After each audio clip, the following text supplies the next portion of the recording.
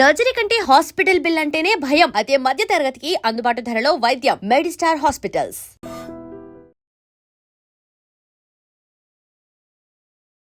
నమస్కారం, welcome to I dream. ధర్మ మార్గం విత్ విజిత కార్యక్రమానికి స్వాగతం.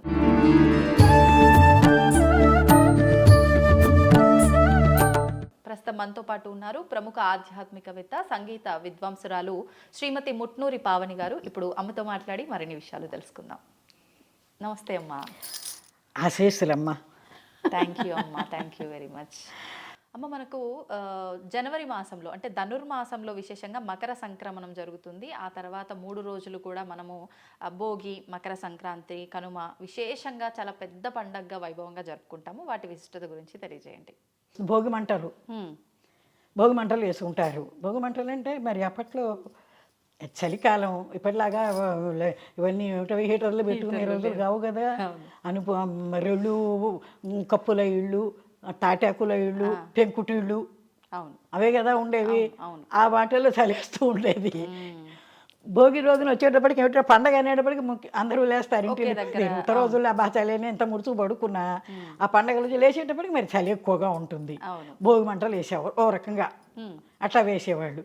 వేసేసి ముఖ్యమైన అంతరార్థం అందులో ఏమిటంటే భోగి మంటలు వేయటంలో మనలో ఉన్నటువంటి దుష్టగుణాలు ఏవైతే ఉన్నాయో అవన్నీ వాటిల్లో వేసేసి భస్మం చేసేయాలనే ఒక మెయిన్ ఉద్దేశం ఆ భోగి మంటలు వేయటం.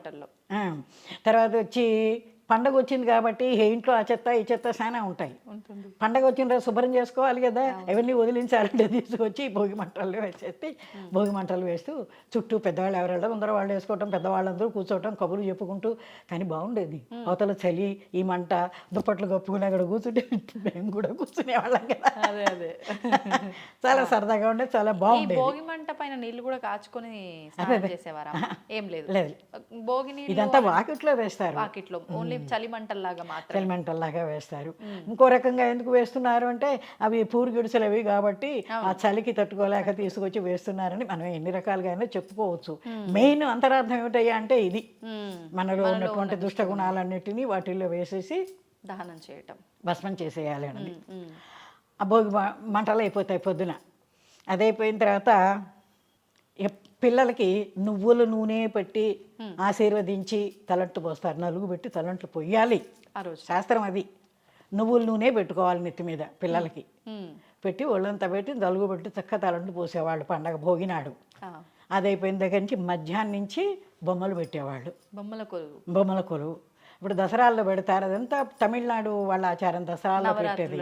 మన తెలుగు దేశాలకు వచ్చేటప్పటికి సంక్రాంతికే ఆ బొమ్మలు పెట్టడం అది. దానిలో ఏం చేస్తారంటే ఇప్పుడు ఆడపిల్లలు కదా బొమ్మలు పెడతారు కనుక ఒక పశువు ఇది చేసేది గౌరనుకో లేకపోతే వినాయకుడు అన్నా ఏదన్నా అనుకో, అది పెట్టేసేసి ఈ పిల్లల చేత ముందర అరేంజ్ చేస్తారు కదా బొమ్మలన్నీ పెట్టడానికి. ఆ మధ్యలో ఒక చోట ఈ ఆడపిల్లల చేత పెట్టించేసి ఇక చుట్టూ అన్నీ పెట్టేవారు. రామాయణ భాగవతాది కథల బొమ్మలు, ఏదో అరణ్యాలు, పులులు బొమ్మలు, అవి అలాంటివన్నీ రకరకాల ఇప్పుడు ఆ బొమ్మలు పెడుతున్నారులే. అది ఆ రకంగా ఆ బొమ్మలు కొలువు పెట్టేవాళ్ళు. బొమ్మలకు 3 రోజులు హరించి అక్కడ నైవేద్యం అది పెట్టడం అది ఉంటుంది. గౌరీదేవిని పెట్టారు. 3 రోజులు ఉంచాలా? 3 రోజులు ఉంటాయి. కొంతమంది సంక్రాంతి పురుషుడు అంటారు. ఆయన సంక్రమణ కొంత ఇళ్లలో ఆచారం ఉన్న వాళ్ళు పెట్టుకుంటారు. అవి కూడా పెడతారు. అందులో ఈ 3 రోజులు వాటికి చక్క మహానైవేద్యం అదంతా పెట్టడం అనేది ఉంటుంది. ఇట్లా మధ్యాహ్నం బొమ్మల కొలువు అరేంజ్ చేస్తారు. ఇది అయిపోయిన తర్వాత సాయంత్రానికి భోగిపళ్ళు. పిల్లలందరికీ అందరినీ పేరంటానికి పిలుస్తారు. మా పిల్లలకి భోగిపళ్ళు పోస్తున్నాం, పేరంటానికి రండి అని ఇళ్ళకి వెళ్ళి పిలిచేవాళ్ళు. అప్పట్లో ఫోన్లు ఎక్కడ ఉన్నాయి. అదే అప్పుడు సరే చక్కగా అందరూ పేరెంట్ వాళ్ళు వచ్చేవాళ్ళు. పెద్ద మొత్తైదుల చేత చక్కగా భోగి ఇవి తిప్పి పోయిస్తూ చేస్తుండే. శశిముఖులారే మన పసిబాలులకు భోగి పండ్లు పోయుదాము, శశిముఖులారే అద్దంపు చెక్కిళ్ళు ముద్దులను కూచుండ దిద్దిన కస్తూరి తిలకామింపై మెరయ శశిముఖులారా రారే మన్న పసిబాలులకు భోగి పండ్లు పోయుదాము శశిముఖులారా రారే మోహనకారులు మదన సుందరులు రంగుగా పీటపై రాణించుచున్నారు శశిముఖులారా రారే మూడేసి దోసిళ్ళు ముదముతో శిరముపై వేడుకతో పోయుదము నేడు మన పిల్లలకు శశిముఖులారా రారే అంటే అవి తీసుకుని అంటే అవి వాటిలో ఏం కలిపేవాళ్ళు అక్షింతలు మరి శనగలు నానేసిన శనగలు రేగి పళ్ళు తర్వాత బంతిపూల రేఖలు తర్వాత వచ్చి అప్పట్లో ఇందాక దమ్మిడి అయినా లేదని ఆవిడ పాడిందని చెప్పాను చూడు ఆ రోజుల్లో దమ్మిడి అని అనేవాళ్ళు అతను నేను ఎరుగున్నా దమ్మిడి అంటే 100 దమ్మిడీలు అయితే ₹1 ఆ తర్వాత నయా పైసలున్న పేరుతో వచ్చినాయి అవి కలిపేవారు ఆ దమ్మిడి అనేవాళ్ళు అవి రాగి నాణ్యాలు అన్నమాట అవి ఓకే ఓకే అది 2 దమ్మిడీలు అయితే యాగాని ఇది ఎందుకో లెక్క ఉన్నది అంటే ₹1 అమ్మ యాగాని దాని పేరు అంతే 2 యాగానీలు అయితే ఒక అర్ధన 2 అర్ధనాలు అయితే ఒక అణ 2 అణాలు అయితే ఒక బేడ 2 బేడలు అయితే ఒక పావల ఓ పావులకు ముందే ఇవన్నీ 2 పావలాలు అయితే ₹1 2 ₹1 రూపాయి వెండి రూపాయి నాణేలు ఉండేవి అప్పట్లో. ఇప్పుడు మీరు చెప్పిన ఈ బేడాలు ఇవన్నీ మీ దగ్గర ఒక్కటన్నా దాచుకున్నారా అమ్మ మా మనవరాళ్ళ దగ్గర ఉన్నాయి చెప్తోంది నిన్న ఇవన్నీ నేను మాట్లాడుతూ చెప్తుంటే నాన్నమ్మ నీ దగ్గర తీసుకున్నాము ఇవన్నీ ఎక్కడో ఉన్నాయి చూడాలంటుంది. చూసి పెట్టండి అమ్మ ఈసారి మనం వీడియో చేద్దాం దాని గురించి. అవునా అప్పటి నాణ్యాలు అవన్నీ రాగి నాణ్యాలే ఉండేవి అనమాట. అప్పుడు ఈ దమిడీలు వేసేవాళ్ళు అందులో రూపాయలు వేస్తున్నారు భోగి పళ్ళ దాంట్లో వీటిలో. అప్పుడు వాటన్నిటిని తీసుకుని 3 సార్లు ఇటు 3 సార్లు అటు పిల్లలకి తిప్పి ఆ భోగి పళ్ళు పోస్తారు. మగ పిల్లలకి ఆడపిల్లలకి 10 ఏళ్లలోపు పిల్లలకి అందరికీ పోస్తారు. ఇప్పుడు 5 ఏళ్ళు వచ్చేటప్పటికి ఏదో పెద్దవాళ్ళలాగా పోయటం మానేశారు. 10 ఏళ్ళ దాకా పోయొచ్చు. నేనైతే మా అబ్బాయిలకి 18 ఏళ్ళు వచ్చినా కూడా దేవుడి దగ్గర కూర్చోబెట్టి పోసేదాన్ని. మంచిది కదా, మంచి చీడపీడ లేకుండా పోతాయి అంటారు పిల్లలకి.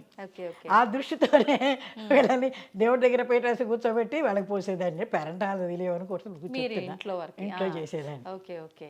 ఇప్పుడు ఇందులో ఈ రేగిపళ్ళు శనగలు ఇవన్నీ కలపడం వెనకాల ఉద్దేశం ఏంటమ్మా? అంటే ఇప్పుడు రేగిపళ్ళు అంటే ఒక సూర్య దీనికి చిహ్నం అంట. అది అవి నెత్తి మీద పడితే ఏదో సూర్యుడు ఆశీర్వచనము దానికి తప్పింది, దాని పవర్ ఏదో వాళ్ళకి అందటము ఇలాంటివి ఏవో ఉన్నాయి. ఇవన్నీ అక్షింతలు ఇవన్నీ శుభకార్యాలకి శుభానికి అన్నిటికీ వేసుకునేవే కదా ఈ దమిడీలు. వాళ్ళు పోస్తుంటే మేమంతా చిన్నపిల్లలు అంత చుట్టూ కూర్చునేవాళ్ళం దమిడీలు ఏరుకునేందుకు. అంత పోటీలు పడి ఆ పోసిన వాటిలో అవి ఏరుకుని నీకెన్ని వచ్చినాయంటే నీకెన్ని వచ్చినాయి దమిడీలు అనుకుంటూ కూర్చునేవాళ్ళం. అట్లా భోగి పళ్ళ పేరంటం అయిపోయేది. సాయంత్రం భోగి రోజు పొద్దున్న భోగి మంటలు, మధ్యాహ్నం బొమ్మలు పెట్టుకోవటం, సాయంత్రం భోగి పళ్ళు పేరంటం. మర్నాడు వచ్చేప్పుడు పెద్ద పండగ సంక్రాంతి పండగ, మెయిన్ పండగ అది. అప్పుడు దానికి ఎట్లా వస్తుంది? సూర్యదేవుడే శుభములనీయగా ఉత్తర దిశగా పయనము కాగా, సూర్యదేవుడే శుభములనీయగా ఉత్తర దిశగా పయనము కాగా, కొత్త బియ్యాల పొంగలి చేసి దేవదేవునికి నైవేద్యమిడగా సంక్రాంతి పండుగ వచ్చింది, సంబరాలెన్నో తెచ్చింది. ముఖ్యంగా ఆ కొత్త బియ్యం వస్తాయి కాబట్టి కొత్త బియ్యంతో పొంగలి చేసేవాళ్ళు. చేసి అది చేయాలి కంపల్సరిగా. ఓకే. అది అయ్యేటప్పటికి అసలు ఈ పండుగలు వచ్చేటప్పుడు సంక్రాంతి పండుగ వచ్చిందంటే అరిసెలు ముఖ్యంగా చేసేవాళ్ళు. అవునవును. అది ఆ పండుగలకి అవి కంపల్సరీ. అవన్నీ అది అంటే ఇప్పుడు అరిసెలు చేయటం వల్ల ఉద్దేశం ఇప్పుడే కొత్తగా పంట అంత చేతికి రావడం, పొంగల్ చేయటము, దాంతోనే ఫస్ట్ అరిసెలు చేయటం, ఫస్ట్ తొలిగా చేయటం అన్నమాట. అది ఏదైనా మంచి రోజు చూసుకుని ప్రారంభం చేసినట్టుగా అదే వాటిని ప్రారంభం చేసి అవి వాడుకుంటూ ఉండడం. Okay okay. తర్వాత వచ్చేసేపటికి రైతు సోదరుల కృషి ఫలితంగా ధాన్యలక్ష్మియే గృహములకేగగా. రైతు సోదరుల కృషి ఫలితంగా ధాన్యలక్ష్మియే గృహముల చేరగా. ఆడపడుచులు తవ గంపలకు హారతులిచ్చి కానుకలందగా సంక్రాంతి పండుగ వచ్చింది సంబరా. అంటే ఏమిటి, ధాన్యం వచ్చే అందరికీ ధాన్యాలు వచ్చే రోజులు రైతులకి భూస్వాములకు కూడా వస్తాయి కదా, అవును. వస్తాయి కదా. వీటిని ఏం చేస్తారంటే ఈ పండగ ముందరే ఒక వారం రోజుల ముందరే పాతాళ్ళు తవ్వేవాళ్ళు. పాతాళ్ళు అంటే 2-3 గజాల లోతు భూమిలో తవ్వేవాళ్ళు. తవ్వేసి బాగా రూమ్ అంత మేర పెద్ద ధాన్యాన్ని బట్టి ఎక్కువ ధాన్యం దాచటానికి చేసి ఆ గడ్డి వస్తుంది కదా, వాటితో గడ్డి అంతా చుట్టూను కింద అంతా పరిచి పెట్టేవాళ్ళు. తర్వాత వచ్చేటప్పటికి ఆడపడుచుల చేత ఏం చేస్తారు, 2 పిడకలు తీసుకొచ్చి, మరి ఏమిటో దాని ఉద్దేశం తెలియదు కానీ 2 పిడకలు తీసుకొచ్చి దానికి పసుపు దారాలు చుట్టి దాని మీద పసుపు కుంకుమ పూలు ఇవన్నీ పెట్టి ఇంటి ఆడపడుచులు ఉంటారు కదా, వాళ్ళని తీసుకొచ్చి వాళ్ళ చేత ఆ పాతట్లో ఫస్ట్ పెట్టిస్తారు, వాళ్ళ చేత తవగంప అంటారు దాన్ని. ఓకే, అట్లా పెట్టించేవాళ్ళు. వీళ్ళు పెట్టేసి వచ్చిన తర్వాత ఎవరు ధాన్యం అంతా పోసేసి పైన అదే గడ్డి కప్పేసి పైన మట్టితో మూసేసేవాళ్ళు పాతాళ్ళు. మంచి మాగేవి, మంచి బలంగా ఉండేవి. అంటే ఎప్పుడు అవసరం ఉంటే అప్పుడు తీసుకోవడానికి కొంతమేర తీసేసి అక్కడి నుంచి ఒడ్లు తీసుకుని మరబట్టేసుకుని వాడుకుంటూ ఉండేవాళ్ళు. ఓకే. మా నాయనమ్మ 7 అన్నదమ్ములకి చెల్లెలు ఆవిడే. వాళ్ళకి ధాన్యం వస్తే ఇట్లాగే పాత్రలో తవగంప పెడితే ఆవిడికి అప్పట్లో బంగారాలు ఒక సంవత్సరం ఏమో చేతికి అరవంకి చేయించారు, ఓ సంవత్సరం వచ్చి కాసుల దండ, ఓ సంవత్సరం వచ్చి కంటే ఇట్లా పెట్టి ఆడపడుచు, ఆవిడొక్కతే ఆడపడుచు. ఎన్ని తులాలు ఉండేనో మీ నాన్నమ్మ గారికి బంగారం దీన్ని బట్టి? అప్పుడు ఎంత బంగారం ఖరీదు ఉందమ్మా, ఎంత ఉండేదో అమ్మ అప్పట్లో? అయ్యా మా ఇప్పుడు మన 56 పెళ్ళయిందనుకో, 60-65 ఆ ప్రాంతాల్లోనే 73 తులం రూపాయలు బంగారం. అప్పుడే ఎంత కొనిపెట్టకపోయినా నానమ్మ అంటున్నది మా అమ్మాయి. అప్పుడు డబ్బులు ఏవి, అప్పుడు సంపాదన కూడా అలానే ఉండేది, బంగారం చౌకగా ఉన్నది కానీ అది లేదు. ఇప్పుడు డబ్బులు చాలా ఉన్నాయి, ఇవి ఆకాశాన్ని అట్టుకుపోయినాయి అనుకో. అట్లా తవగంప పట్టినందుకు ఆడపడుచులకి తప్పకుండా అవన్నీ పెడుతూ ఉండేవాళ్ళు. తర్వాత వచ్చి ఇంకా మర్నాడు అది పెద్ద పండగ అయిపోయింది. ఆ రోజున ఆ రోజున అరిసెలు వేసుకుంటే అరిసెలు చేస్తారు కదా, అరిసెలు ఇది వేసి ఇంకేమన్నా పిండి వంటలు అవన్నీ చేసుకుని సంక్రాంతి మెయిన్ పెద్ద పండగ అది అయిపోయింది. మర్నాడు కనుమ. కనుమ పండగ అంటే కనుమ నాడు మినుము తినాలనే శాస్త్రం. మినుము అందుకే దానికి గారెలు చేస్తారు, మినువుతోటి, మినపప్పుతోనే గారెలు చేస్తారు. కనుమ నాడు మినుము తినాలనే శాస్త్రం. అది ఇప్పటి సంగతి కాదు, ఎక్కడో మన ద్వాపరయుగం నాటి నుంచి ఉన్నట్టుగా పాటల్లో ఉన్నది. ఓహో, పాట గుర్తుందమ్మ మీకు? చెప్తా అదే ఇప్పుడు. సరే, దానికి కథ ఏమిటంటే గారెలు చేసుకుంటారు, పండగ అయిపోతుంది అనుకో. ఇది దీనికి సంబంధం లేదు కానీ ఒకసారి అర్జునుడు సుభద్ర చక్కగా భోజనం చేసి సరదాగా కబుర్లు చెప్పుకుంటూ, ఈవిడేమో తాంబూలం అందిస్తుంటే ఆయనేమో దాన్ని తింటూ చేస్తూ సరదాగా ఉన్న సమయంలో ఏం తేడా వచ్చిందో ఏమిటో అర్జునుడు సాధింపు మొదలెట్టాడు ఆవిడ్ని. కనుము నాడైనాను అంటే అదే, కనుము నాడైనాను గారెలుండుకొని కాముడారమ్మని పిలిచిరమి వాళ్ళు. ఆవిడతో అత్తగారింటి వాళ్ళు పెళ్ళాన్ని చెప్పుతున్నాడు ఆయన. పున్నమ్మి నాడైన బూరేళ్ళొండుకొని పుణ్యుడారమ్మ అని పిలిచిరమి వాళ్ళు. అమావాస్య నాడైన అట్లు వండుకొని అల్లుడారమ్మ అని పిలిచిరమి వాళ్ళు అని. అంటే ఇప్పుడు అర్జునుడు సుభద్ర అనేటప్పటికీ మనకి ద్వాపరయుగం నాటి వాళ్ళు కదా, అప్పటి నుంచి ఉన్నదన్నమాట. ఈ కనుమ పండగ నాడు మినుము తినాలనే ఆచారం, అంతే కదా, అదే అనుకోవాలి. అప్పుడు అంతే, వెంటనే ఊరుకుంటుంది. పుట్టింటి వాళ్ళని అంటే ఊరుకుంటారా ఎవరన్నా? ఊరుకోరు కదా. వెంటనే అభిమన్యుని ఎత్తుకున్నది, వెళ్ళి పుట్టింటికి వెళ్ళిపోయింది. వెళ్ళిపోయి అక్కడికి వెళ్ళి మళ్ళీ అన్నల దగ్గరికి, ఇదేమిటమ్మా ఏమన్నా చేయకుండాను, కాకితో కబురన్నా చేయకుండా ఇన్ని వాహనాలు ఇన్నెన్ని ఉండగా కాలినడక నువ్వు ఎందుకు వచ్చావని అడుగుతారు వాళ్ళు. ఇదే అదే కనుమ నాడైనాను గారెలు వండుకొని కాముడారమ్మ అని పిలిచిరి మీ వాళ్ళు. ఈ పాట అంతా వాళ్ళకి వినిపిస్తుంది. నేను ఎక్కడ పాడను వద్దులే అనుకో, ఈ పాట అంతా వాళ్ళకి వినిపిస్తుంది. ఇట్లా నన్ను దెప్పి పొడిచాడు ఆయన అంటూ. అయ్యో అట్లాగా అమ్మా అని సరే వీళ్ళు బోల్డ్ సారే ఏర్పాటు చేస్తారు. ఏమిటి రథాలైనా గుర్రాలైనా రాజులు కదా వాళ్ళు, ఎంతంత సారీ ఇవ్వాలో అంత పెద్ద సారీ అంతా ఈవిడికి ఏర్పాటు చేస్తారు పంపించడానికి. పంపిస్తే ఈవిడేం చేస్తుంది, మరి పెద్దింటి పెద్ద వదిన పోయి వస్తానని చెప్పి ఒక్కొక్కళ్ళకి రుక్మిణి వీళ్ళందరూ ఉంటారు కదా, అందరికీ వెళ్ళొస్తానంటే సరేలే క్షేమంగా వెళ్ళిరా అని వాళ్ళని ఆశీర్వదిస్తారు. సత్యభామ దగ్గరికి వస్తుంది. ఈవిడ దగ్గరికి వచ్చేటప్పుడు ఈవిడ కొంచెం ఈవిడ బుద్ధి అంతా ఒక రకం సపరేట్ ఇది కదా సత్యభామ అంటే. అప్పుడు ఆవిడ ఏం చేసేటమ్మా ఆ మూల ఏమన్నా వాసాలు ఉన్నాయేమో అవి కూడా తీసుకుపోన్నది. ఓహో, ఇంత పెద్ద సార తీసుకెళ్తుంది, దీంతో పాటు అవి కూడా ఒక రకమైన ఈర్ష్య. అప్పుడు మళ్ళీ ఈవిడ దగ్గర కృష్ణుడికి వచ్చి అన్నయ్య అని చెప్పి ఇట్లా చెబితే పోలేమ్మా నీ సర్ది చెప్తాలేని అది సర్ది పెట్టి ఆ సారీ ఇచ్చి పంపిస్తా. ఇది సుభద్ర సారీనికి పెద్ద పాట, నేను ఇంపార్టెంట్ అయిన 2 ముక్కలు పాడి వినిపిస్తున్నా. చాలా పెద్ద పాట అన్నమాట. కాబట్టి ఇది కనుమనాడు. తర్వాత ముగ్గులు కూడా ఎట్లా వేస్తూ వచ్చారో తెలుసా, మల్లె పందిరి ముగ్గు, కొబ్బరి బొండాల ముగ్గు, రకరకాలు ఇప్పుడు కూడా వేస్తున్నారులే. అట్లా ముగ్గులు అయితే కలర్స్ అవి వేసి కొబ్బరి బొండాల ముగ్గు, దీపాల ముగ్గు, తర్వాత వచ్చి మన ఇది వచ్చేటప్పటికి ఇది పెద్ద పండగ, అది వచ్చేటప్పుడు కనుమ పండగ వచ్చేటప్పటికి రథం వేసేవాళ్ళు. అవును అవును. ఈ విష్ణుమూర్తిని భగవంతుని ఊరేగింపు ఇది కదా, వైకుంఠ ఏకాదశి తెచ్చి ఉంటుంది కదా, అందుకని రథం ముగ్గు వేసి ఈ రథం దగ్గర నుంచి తాడు తీసుకెళ్ళి ఆ ఇంటి వాళ్ళ రథానికి కలిపేవాళ్ళు.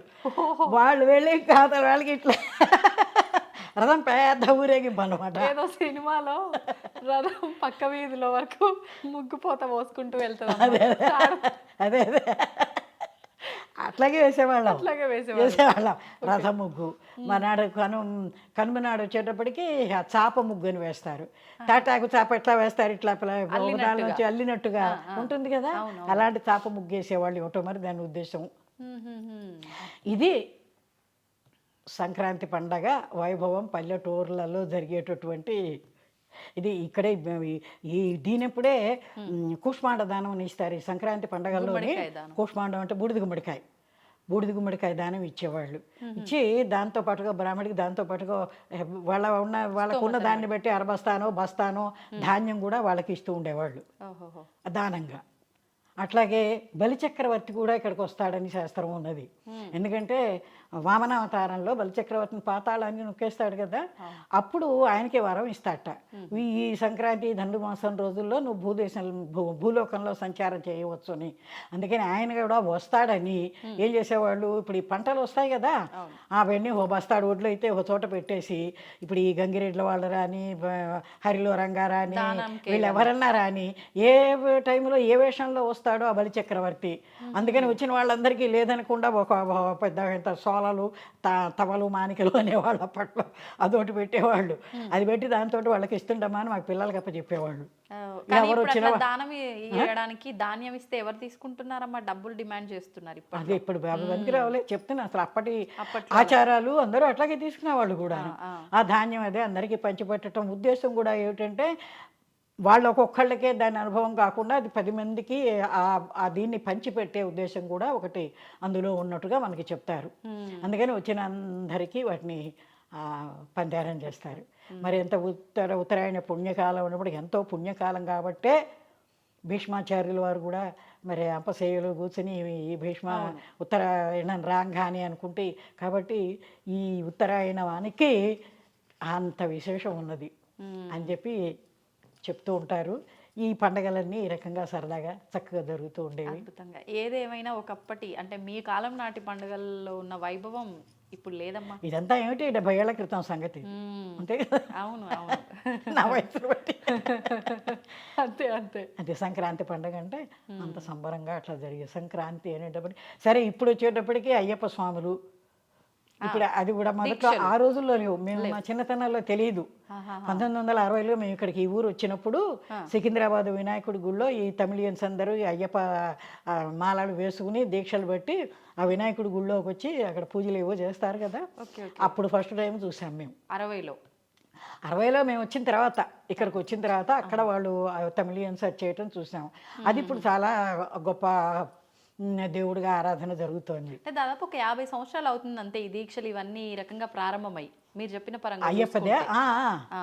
ఓ 50 సంవత్సరాల పైనే అయి ఉంటుంది. ఈ అయ్యప్ప స్వాములు దీక్షలు బట్టి ఏం లాభం, వాళ్ళు పట్టిన మళ్ళీ అన్ని రోజులు చక్కగా దీక్షగా బాగానే ఉంటారు, అవునవును, మళ్ళీ మామూలే. యదా.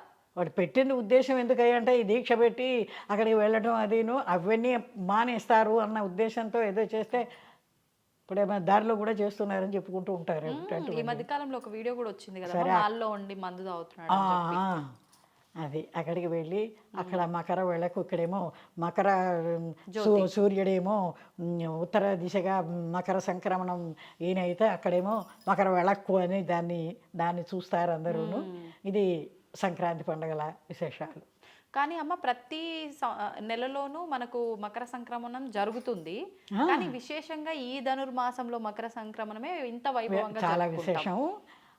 ఈ వైభవాలన్నీ ఉంటాయి, ఎంత కలకలాడిపోతూ ఉంటాయి పల్లెటూళ్ళు, చాలా బాగుంటాయి. సంతోషం అమ్మ, చాలా చక్కగా వివరించారు మీ చిన్ననాటి అనుభవాలన్నింటినీ పాటలుగా పాడి. ధన్యవాదాలమ్మా. మనతో పాటు ఉన్నారు ప్రముఖ ఆధ్యాత్మికవేత్త, సంగీత విద్వాంసురాలు శ్రీమతి ముట్నూరి పావని గారు. ఇప్పుడు అమ్మతో మాట్లాడి మరిన్ని విషయాలు తెలుసుకుందాం. నమస్తే అమ్మా. ఆశీస్సులమ్మ. థ్యాంక్ యూ అమ్మా, థ్యాంక్ యూ వెరీ మచ్. అమ్మ, మనకు ఈ డిసెంబర్ మాసంలో అంటే మనకి డిసెంబర్ 16 తర్వాత నుంచి మార్గశిర పౌర్ణమి తర్వాత నుంచి మనకు మార్గశిర మాసం అయిపోయి ధనుర్మాసంలోకి మనం అడుగు పెట్టబోతున్నాం. ధనుర్మాసంలో విశేషంగా స్వామివారికి సంబంధించి ఉత్తర ద్వార దర్శనము అని ఆ ఏకాదశి నుంచి మనకు ఒక వారం రోజుల పాటు కూడా ఈ విశేషాలన్నీ కూడా జరుగుతూ ఉంటాయి. అది నాకు తెలిసినంత వరకు డిసెంబర్ 30న ప్రారంభం అనుకుంటానమ్మా. అసలు ఏంటి ఈ ద్వార దర్శనానికి విశేషం ఏంటి, ఆ రోజుల్లో స్వామిని ఏ రకంగా ఆరాధించవచ్చు అంటే ఇవన్నీ ఇప్పుడు మేము వింటున్నాము, ఓహో ఈరోజు ఇదా అనుకుంటున్నాము, ఈ రోజున వెళ్ళి స్వామిని ఈ ద్వారం గుండా దర్శనం చేసుకుంటే విశేషమైన అనుగ్రహము అని అనుకుంటున్నాం. మీ కాలం నుంచి కూడా ఇవన్నీ ఆచరించేవారా, ఇవన్నీ అప్పటి నుంచి ఎలా వస్తున్నాయో అలాగే వెళ్తున్నాయా, వాటి గురించి తెలియజేయండి. ఆ రోజుల్లో ఇవన్నీ తప్పకుండా బాగా ఆచరించేవాళ్ళే కాబట్టే కొంతమందికి తెలుసు. మరి అయితే ఇప్పుడు వైకుంఠ ఏకాదశి అంటున్నాం. ఇప్పుడు ఈ వైకుంఠ ఏకాదశికి వచ్చేటప్పటికి సరే విష్ణుమూర్తి ఈ ఏకాదశి విశిష్టత ఇవన్నీ మనం చెప్పుకుంటాం అనుకో. ఫస్ట్ ఏమిటంటే ఏకాదశి ద్వాదశికి కూడా చక్కగా స్నానం చేయటం అదొకటి ఉంది. వైకుంఠ ఏకాదశికి సంబంధించిన విషయం. తర్వాత ఉపవాసం కదా. అవునమ్మా. ఉపవాసం అంటే ఏమిటి? ఉపవాసం అంటే ఒక శాస్త్రీయ పద్ధతిగా చెప్తారు. ఎట్లాగంటే ఏదో ఎట్లా పడితే అవి తినేసేసి కాకుండా దానికి ఎట్లా శాస్త్రీయ పద్ధతిగా ఎట్లా చెప్తారంటే దశమి రోజునే కాస్త మధ్యాహ్నం పూట కాస్త సాత్వికమైన ఆహారం చక్కగా జాగ్రత్తగా తీసుకుని రాత్రి ఊరికే లైట్ పలహారంతో దశమి రోజున చేసుకుని ఏకాదశి రోజున చక్కగా ఉపవాసం. మంచి కఠిన ఉపవాసం ఉండేవాళ్ళు ఉంటారు. సరే మరి లేని వాళ్ళు ఏదో కాస్త తింటూ ఉంటారు. ఏం చేస్తాం, అసలు మానికన్నా ఇదే రేట్ అనుకుని చేసేవాళ్ళు చేస్తూ ఉంటారు. కానీ అసలు శాస్త్రీయ ప్రకారం అయితే పూర్వం రోజుల్లో చేసేది అయితే ఏమీ తినకుండా ఎక్కువ ఏదో గూకెడు నీళ్ళు తాగితే ఎప్పుడైనా అంతే తప్ప ఉపవాసం జాగ్రత్తగా చక్కగా చేసేవాళ్ళు. తెల్లవారులు జాగారం చేసేవాళ్ళు. ఏకాదశి రోజు కూడా ఏకాదశి కూడా తెల్లవారు జాగారం చేస్తారు. చేసి ఇంకా ద్వాదశి ఘడియలు రాగానే భోజనం చేయాలట.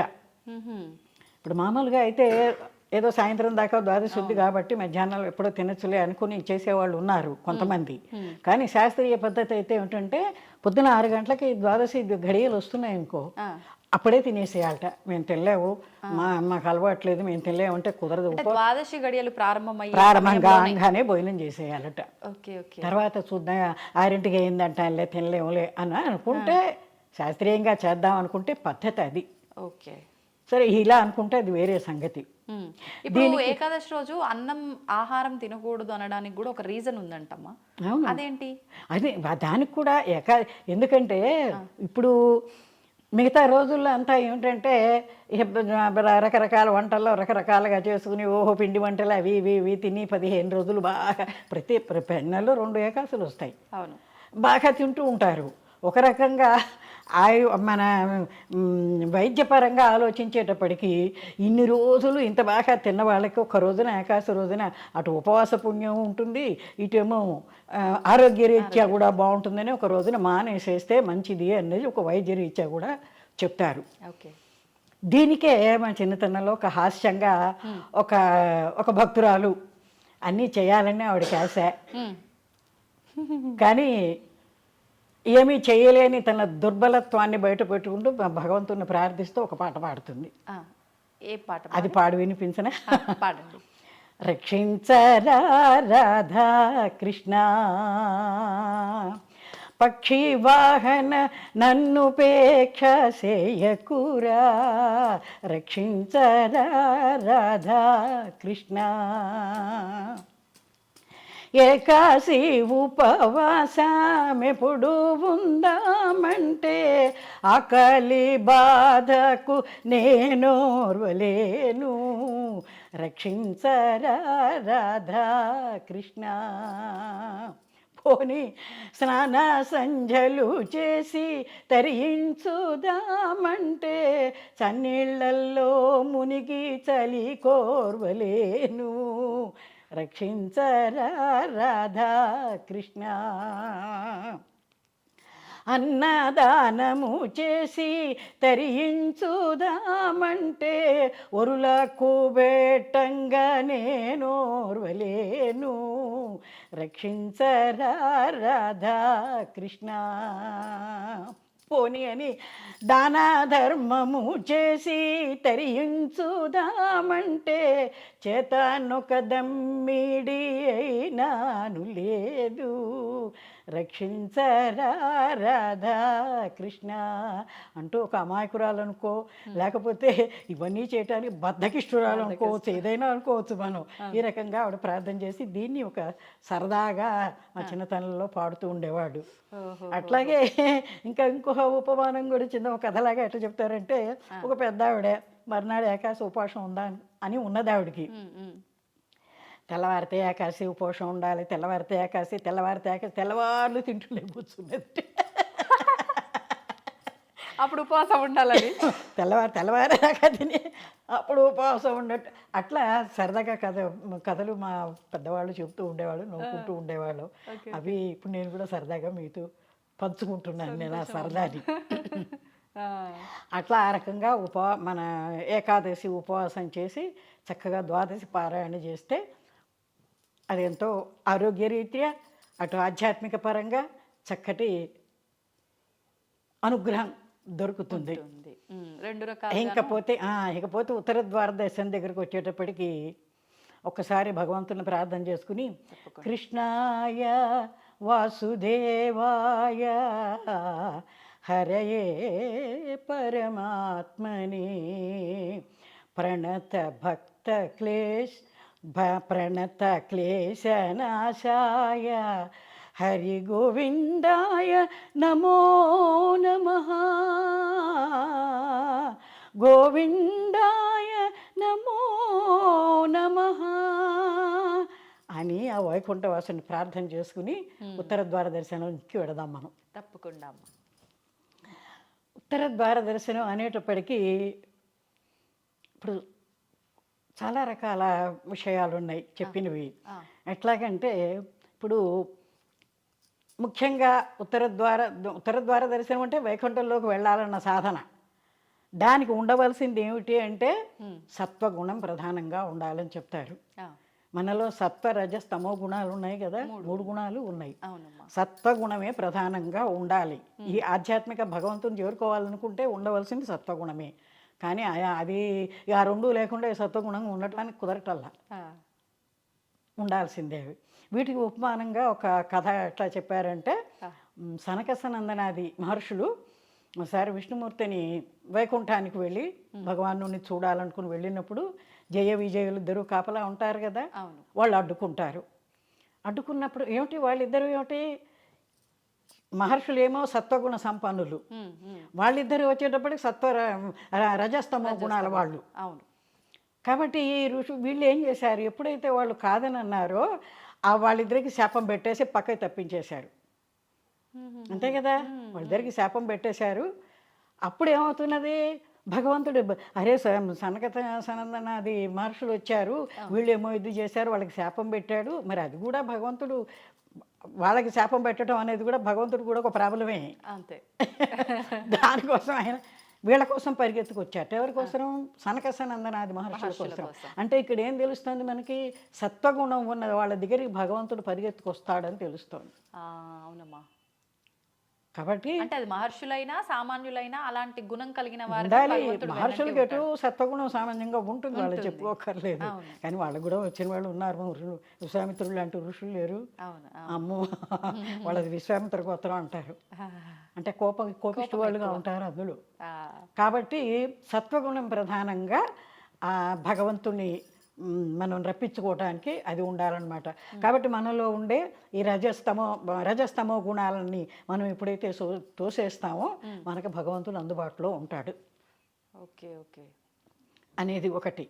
ఇది వైకుంఠానికి వెళ్ళడానికే కదా వెళ్ళారు వాళ్ళు ఋషులు. అట్లాగే ఇంకో విషయానికి వచ్చేప్పుడు ఇంకో కథ ఏం చెప్తారంటే, విష్ణుమూర్తి బ్రహ్మదేవుని సృష్టించి మరి ఆయనకేమో వేద విజ్ఞానాన్ని, ఆ రోజుల్లో పుస్తకాలు లేవు కదా, ఇప్పుడంటే పుస్తకాలు చేస్తున్నారు వేదాలన్నీను, అప్పట్లో పుస్తకాలు లేవు కాబట్టి వేద విజ్ఞానాన్ని ఆయనకి ఉపదేశం చేసే బ్రహ్మదేవుడికి చెప్పి నువ్వు సృష్టి చేయమన్నాడు. ఆయన దగ్గర నుంచి ఈ విష్ణుమూర్తి గారి చెవిలో నుంచి వచ్చిన మధుకైటభులు అనే రాక్షసులిద్దరూ ఆ వేద విజ్ఞానాన్ని ఎత్తుకుపోయారు. వాళ్ళు ఎత్తుకుపోయేటప్పటికి సరే ఇప్పుడు బ్రహ్మదేవుడు చూసుకునే, అయ్యో ఇప్పుడు ఎట్లా చేయాలి, నేను సృష్టి ఎట్లా చేయాలి, నా విజ్ఞానం కాస్త వెళ్ళిపోయింది, ఏం చేయాలని వెతుక్కుంటూ విష్ణుమూర్తి దగ్గరికి వచ్చేసేసి ఇట్లా జరిగింది, ఇప్పుడు నేను ఏం చేయాలి అని చెప్పి ఆయన్ని అడిగితే, సరే విష్ణుమూర్తి ఏం చేస్తారంటే ఈ రాక్షసుల్ని ఇద్దరిని, ఎందుకర్రా ఆయన దగ్గర నుంచి ఆ వేదాలు తెచ్చుకున్నారు, మీరు ఏం చేసుకుంటారా, ఆయనకి ఇచ్చేయండి అని చెప్పాట. పాపం మంచిగా చెప్తే వాళ్ళేమో మేమేమో బొమ్మన్నట్టు వాళ్ళు. అప్పుడు ఈయన మీకు కావాల్సిన వరం ఏదన్నా నేను ఇస్తాను, అదైతే ఆయనకి ఇవ్వండి, మీరు ఏది కోరితే అది వరం ఇస్తాను నేను, ఆయనకి ఇవ్వండి అని విష్ణుదేవుడు అనేటప్పటికీ వాళ్ళు ఏం చేశారట, నువ్వేంటి మాకు వరం ఇచ్చేది, సరే నువ్వు మాతో యుద్ధం చేయి, మేము కోరేది ఏమిటంటే నువ్వు మాతో యుద్ధం చేయి, తర్వాత చూద్దాం వేదాల సంగతి అన్నారట వాళ్ళు. నెల రోజులు యుద్ధం చేయమన్నారట. నెల రోజుల పాటు. దేవి భాగవతంలో అయితే ఈ మధుకైటపులు 5,000 సంవత్సరాలు స్వామితో యుద్ధం చేసినట్టుగా ఉన్నది. 5,000 ఈ వేదాలు తీసుకురావటం కోసరం. అట్లా సరే ఈ మేము నాతో యుద్ధం చేస్తే అప్పుడు సంగతి చూద్దామని. సరే విష్ణుమూర్తి యుద్ధం చేసేసి వాళ్ళని చంపేశాడు. చంపేసిన తర్వాత పాపం ఈయనకి జాలి వేసిందిట. పాపం వాళ్ళ అమాయకులు, సరే లేదు వీళ్ళకి కాస్త మోక్ష ప్రాప్తి ఇద్దామని చెప్పి వీళ్ళ కోసం వైకుంఠ ద్వారం తెరిచారట విష్ణుమూర్తి. మొదటిసారి మధుకైటపుల కోసరం వీళ్ళని చంపేసిన తర్వాత, అంతకుముందు ఏమైనా జరిగినాయేమో తర్వాత, వీళ్ళ విషయానికి వచ్చేటప్పటికి వీళ్ళ కోసం తెరిచాట ఆ వైకుంఠ ద్వారం, ఉత్తర ద్వారం.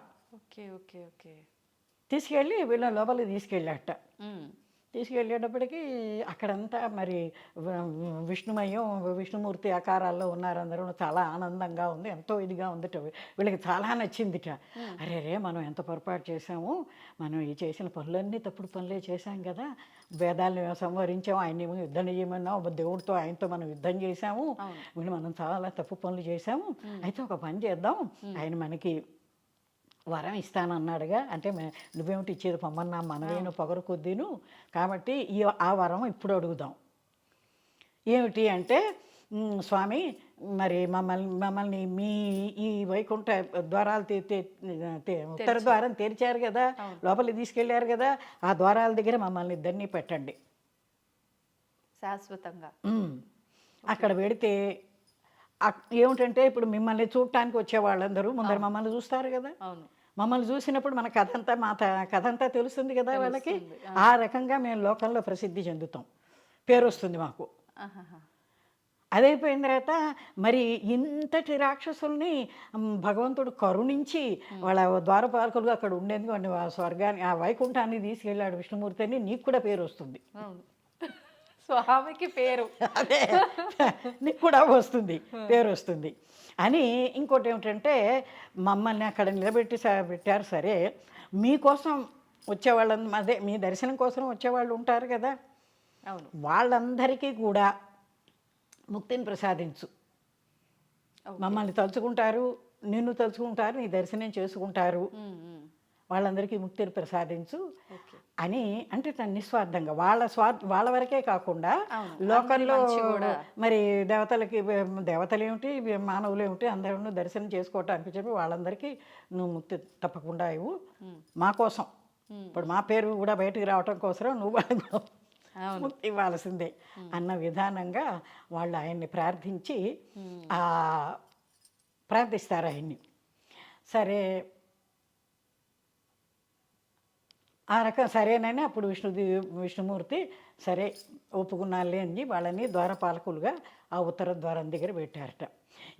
ఇంకా ఏమిటంటే విశేషం, ఉత్తర ద్వార దర్శనం అంటున్నాం. అవునమ్మా. ఉత్తర అనేటప్పటికీ ఒక ఉన్నత స్థితికి వెళ్ళే అర్థం ఉంటుంది దానికి. ఓహో. కాబట్టి ఇప్పుడు మనం సామాన్యులం, అవునమ్మా. మనబోటి వాళ్ళం అందులోకి వెళ్ళటం అనేటప్పటికీ మనకి ఉన్నత స్థితి రావాలంటే ఆ ద్వారంలోంచి వెళ్ళాలి. ఉత్తర ద్వార దర్శనం అంటే మన ఉన్నతిలోకి తీసుకు వెళ్ళేటటువంటి ద్వారం అది. ఓకే. అదే ఆ రకంగా అదొకటి చెప్తారు. తర్వాత వైకుంఠం అనేటప్పటికీ, కుంఠము అంటే నశించనిది. వైకుంఠం అంటే దాన్ని నశింపు లేదుట. ఈ ప్రళయం వచ్చి ఇవన్నీ మునిగిపోయినా చేసినా కూడా అది మాత్రం మునిగిపోదుట.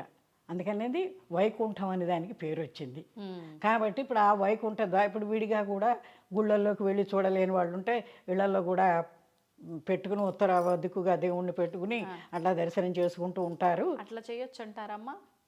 వాళ్ళు అడిగారు పెట్టుకుంటారు కాబట్టి మేము అక్కడికి వెళ్ళాలి కదా, మరి వీళ్ళు కూడా ఇప్పుడు సాక్షాత్తు విష్ణుమూర్తి ఉన్న వైకుంఠానికి వెళ్ళినప్పుడే ద్వారం దగ్గర పెట్టుకున్నప్పుడు అదే రీతిగా అన్ని చోట్ల ఉండాలి కదా.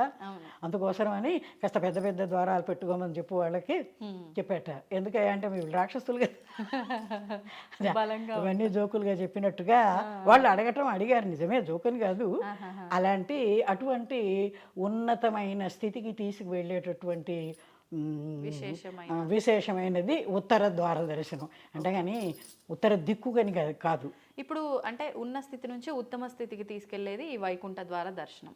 విశేషంగా ధనుర్మాసంలోనే ఎందుకనమ్మా? ధనుర్మాసంలోనే వస్తుంది అది. అదే అంటే అప్పుడు జరిగింది, వాళ్ళు అడిగింది అన్ని తర్వాత ఉత్తరాయణ ప్రవేశం అదంతా వస్తుంది కదా. అదే ధనుర్మాసంలోనే వస్తుంది కాబట్టి ఆ వైకుంఠ ఏకాదశి అని దానికి మొదటి నుంచి ఎన్నో ఏకాదశులు ఉన్నాయి కదా. వాటిల్లో తొలి ఏకాదశి ఒకటి, 24 ఆషాఢ మాస 24 ఏకాదశి ఆకామావై అంటారు. అది సముద్ర స్నానాలకి. తొలి ఏకాదశి, తర్వాత వచ్చి భాద్రపద ఏకాదశిట, తర్వాత వచ్చి కార్తీక ఏకాదశి, ఈ మార్గశిర ఏకాదశి. ఈ వీటిని ఇంకా విశేషంగా చెప్తారనమాట. తొలి ఏకాదశి రోజున ఆయన నిద్ర అనే నిషతోటి వెళతారు కదా, చాతుర్మాస దీక్ష అని చెప్పి వెళతాడు. మనకి కార్తీక మాసం వచ్చేప్పుడు క్షీరాబ్ది ఏకాదశి అని అనుకుని చేసాం. అప్పుడు ఆయన లేవడుట, ఊరికే ఇటు నుంచి అటు పక్కకు ఒత్తికెళ్తాడట విష్ణుమూర్తి. అది అక్కడ విశేషం. ఇప్పుడు కళ్ళు తెరుస్తాడట. ఈ వైకుంఠ ఏకాదశికి కళ్ళు తెరిచి తన